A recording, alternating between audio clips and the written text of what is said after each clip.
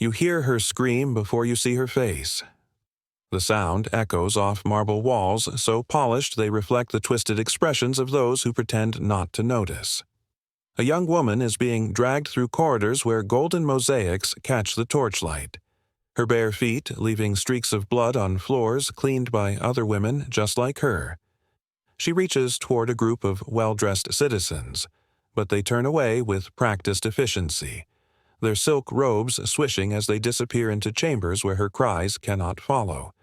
This is not a scene from some distant nightmare. This is Tuesday morning in the great palace of Constantinople, and what you're witnessing isn't an atrocity, it's routine. For over 1,000 years, the Byzantine Empire perfected something that would make modern observers physically ill to document: the systematic transformation of women into objects, carried out not in darkness but in broad daylight, sanctioned by law, blessed by church officials, and considered so utterly normal that chroniclers mentioned it with the same casual tone they used to describe the weather. Before we descend deeper into this empire of silence, I'm genuinely curious, where in the world are you watching this from? It amazes me how a story buried for centuries can suddenly matter to someone in Sao Paulo, Lagos, or Tokyo, all at the same time.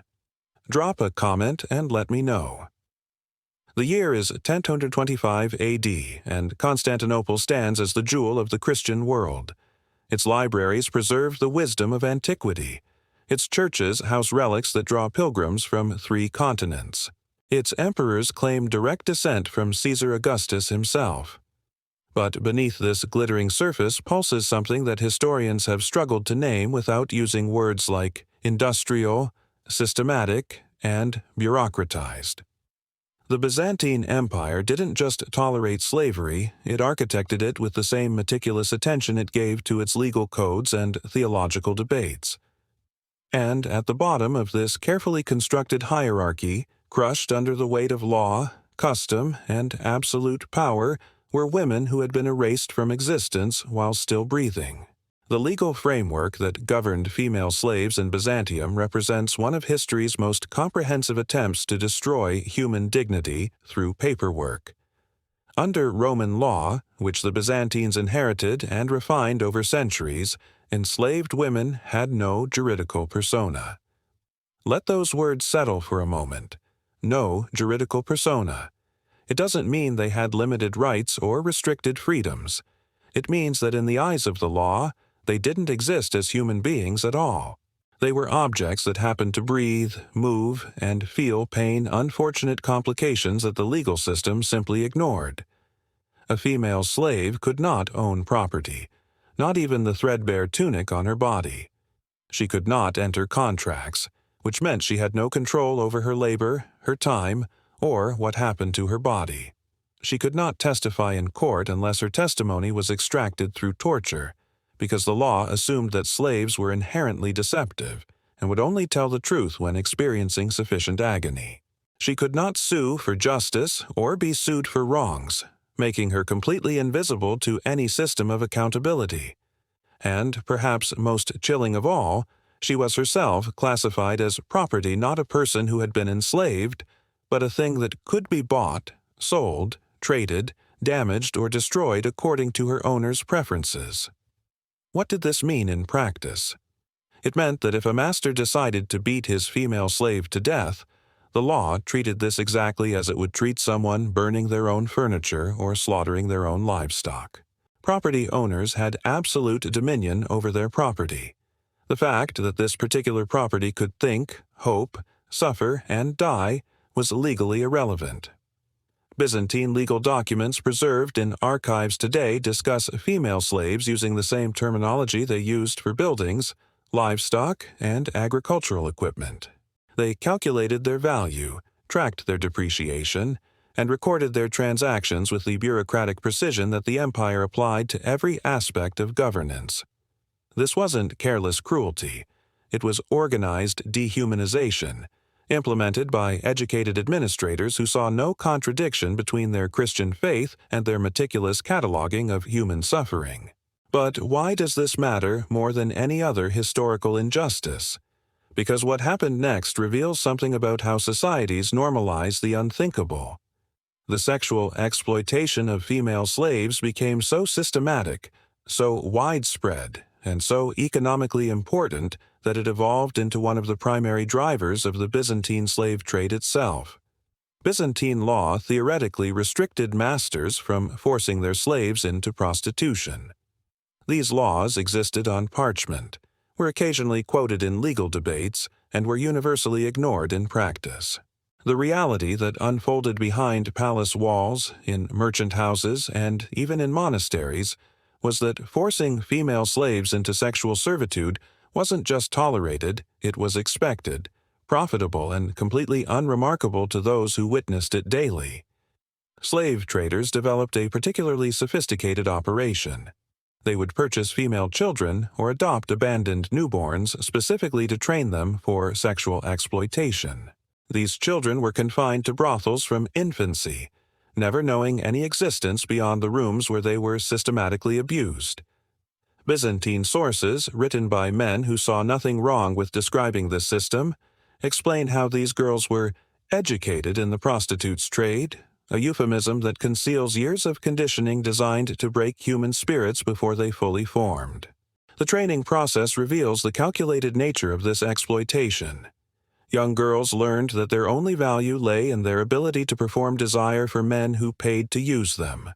They were taught to suppress every natural response, fear, disgust, pain, revulsion, and replace these with performances of pleasure and enthusiasm.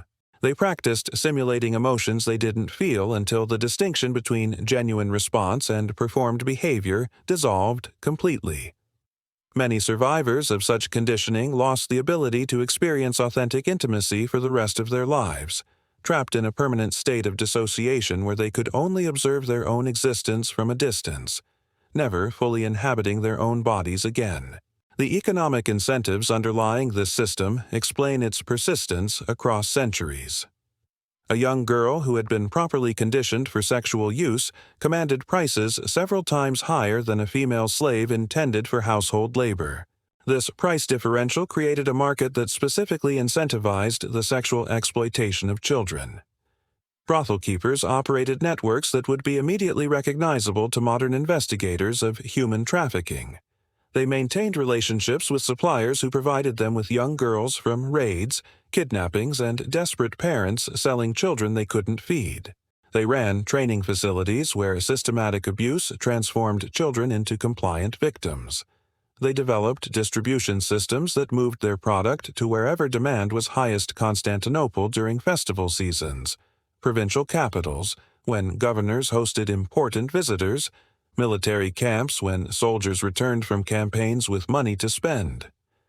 But here's what the sources don't say, and what makes the silence surrounding these women so profound. We have no letters written by them, no testimony preserved in their own words, no monuments erected to their memory. Everything we know about their existence comes from the casual mentions and documents written by their exploiters, estate inventories listing them alongside furniture, legal disputes over who owned them, and occasionally scattered references in the correspondence of Byzantine aristocrats complaining about the laziness or insolence of their household slaves. The women themselves were systematically denied the ability to tell their own stories, and that erasure was itself a form of violence that extended beyond their deaths. The physical punishment and torture of female slaves was considered not just legally permissible, but administratively necessary. Byzantine jurists, inheriting Roman legal traditions, maintained that testimony from slaves could only be accepted in court if it was obtained through torture. This practice wasn't based on any belief that torture produced reliable information. Roman legal scholars themselves acknowledged that people being tortured would say anything to make the pain stop. The practice existed to reinforce a fundamental principle. Slaves were not fully human and therefore could not be trusted to tell the truth voluntarily. Their words only acquired legal weight when extracted through agony, as if pain itself could somehow purify testimony that came from corrupted, subhuman sources. The torture methods described in Byzantine legal documents were designed to maximize suffering while keeping victims alive long enough to provide useful information or serve as public examples. But female slaves faced torture not just in legal proceedings. They experienced it as routine punishment for perceived infractions that ranged from breaking a plate to failing to anticipate their master's desires before being asked.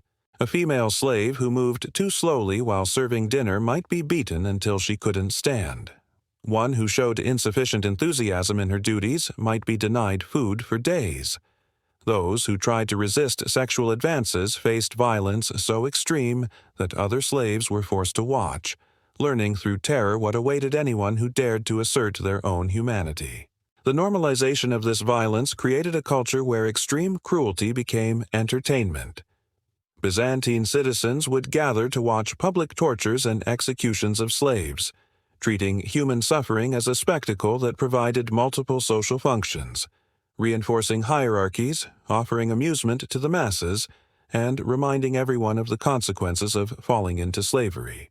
Contemporary sources describe these events with the same tone they used to describe chariot races or theatrical performances, revealing how completely the suffering of enslaved women had been integrated into normal social life.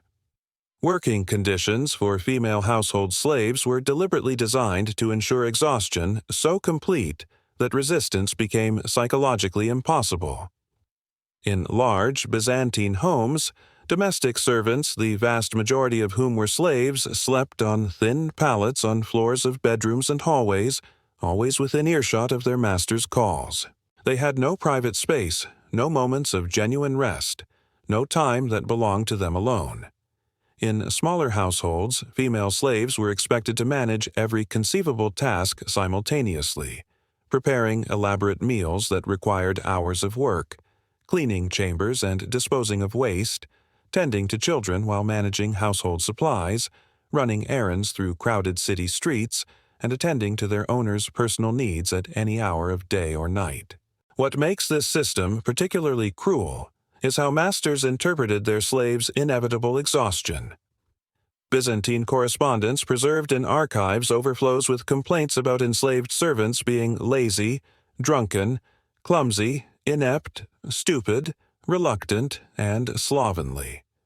These aristocrats, living lives of leisure supported entirely by enslaved labor, refused to acknowledge that their impossible demands might be causing the problems they complained about.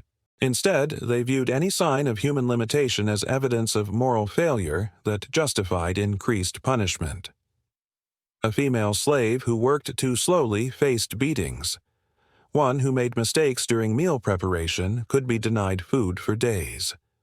Women who showed signs of illness or fatigue were often tortured until they resumed their duties, because acknowledging their suffering would require acknowledging their humanity. But where did these women come from? The slave trade that supplied Byzantine households reveals the calculated nature of imperial exploitation. After the 10th century, the primary sources of female slaves were Slavs and Bulgars from the Balkans and lands north of the Black Sea. Byzantine military campaigns were planned not just for territorial conquest, but for human acquisition, with commanders calculating how many women they could expect to capture from each victory. A single successful campaign could result in hundreds of thousands of women and children being captured and sold into slavery. These weren't accidental byproducts of war, they were primary objectives that shaped military strategy and imperial policy. The targeting of specific populations reveals the racial and ethnic dimensions of Byzantine slavery. Pagans from Eastern and Northern Europe were considered ideal victims because they could be forced to convert to Christianity after their enslavement, providing a religious justification that eased the consciences of Byzantine slave owners. Theologians argued that enslaving pagans was actually a form of mercy because it gave them access to Christian salvation, even if that salvation came through lives of torture and sexual exploitation. This theological framework allowed devout Christians to participate in systematic human trafficking while believing they were doing God's work. The transportation of captured women to Byzantine territories was itself a form of torture, designed to break spirits before victims reached their final destinations. Travelers who witnessed these shipments described seeing women and children who were half naked or covered with rags and filth, herded like livestock onto ships or into caravans. These conditions were deliberately maintained to dehumanize victims and make them more compliant. By the time they reached slave markets in Constantinople or other major cities, many had already learned that resistance was futile and that their survival depended on absolute submission. The psychological impact of the slave trade extended beyond its immediate victims to entire communities that lived in constant fear of raids. Parents in vulnerable regions would sometimes mutilate their own daughters, scarring their faces or breaking their limbs to make them less attractive to slave raiders. Some would kill their children rather than allow them to be captured, viewing death as preferable to the fate that awaited them in Byzantine slavery. These desperate measures reveal how well known the horrors of female slavery were not hidden secrets, but public knowledge that shaped the decisions of families across Eastern Europe and the Balkans. The fall of Constantinople in 1453 provides perhaps the most comprehensively documented example of what happened to Byzantine women when their world collapsed. Contemporary witnesses describe scenes in the Hagia Sophia itself that made hardened soldiers weep as they recorded them. Turkish conquerors struggled with each other for possession of the most beautiful women, treating human beings like prizes in a grotesque competition. Noble women who had lived lives of luxury found themselves stripped naked and violated in Christianity's most sacred space. Nuns who had devoted their lives to God were torn from their convents and subjected to gang rape, while their captors argued over who would claim ownership. Masters and servants were chained together, forcing aristocratic women to witness the brutalization of their household slaves while knowing they faced the same fate. But this final catastrophe was simply the culmination of practices that had defined Byzantine society for over a millennium. The systematic exploitation of women that reached its horrific climax in 1453 had been perfected through centuries of legal precedent and social acceptance. The women who suffered in that final collapse were experiencing what enslaved women had endured throughout the empire's history. The only difference was that this time, the victims included aristocrats whose suffering was considered worthy of documentation. The children born to enslaved mothers faced a reality that trapped them in cycles of exploitation that could last for generations. Under Byzantine law, children automatically inherited the legal status of their mothers regardless of who their fathers might be. This meant that even children fathered by their own masters remained slaves, creating hereditary bondage that could persist indefinitely. Masters had absolute authority over these children. They could sell them immediately after birth, separate them permanently from their mothers, or raise them specifically for sexual exploitation. Many masters deliberately impregnated their female slaves to produce children who could be sold for profit or kept as additional property, turning women's reproductive capacity into another form of exploitation.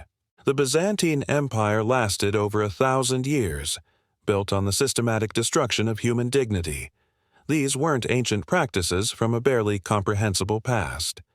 The empire's final collapse happened in 1453, within the historical memory of societies that still shape our modern world. The legal codes that reduced women to property, the economic systems that profited from their suffering, and the social structures that normalized their exploitation created patterns of dehumanization that echo through history in ways we still struggle to recognize. What haunts me most about this story isn't just the suffering itself, it's the silence that surrounded it.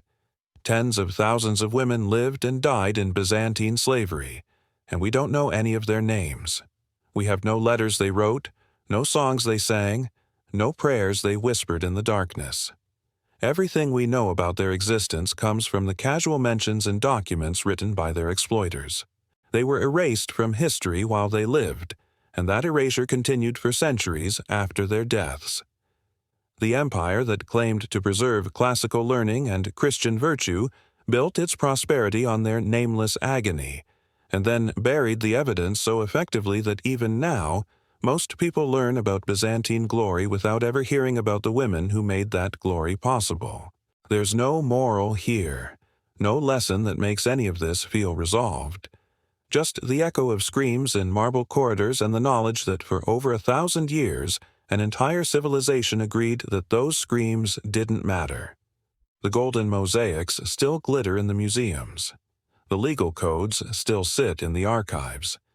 And somewhere in the silence between the words, the women who paid the price for Byzantine glory are still waiting for someone to remember that they existed. They suffered, and they were human.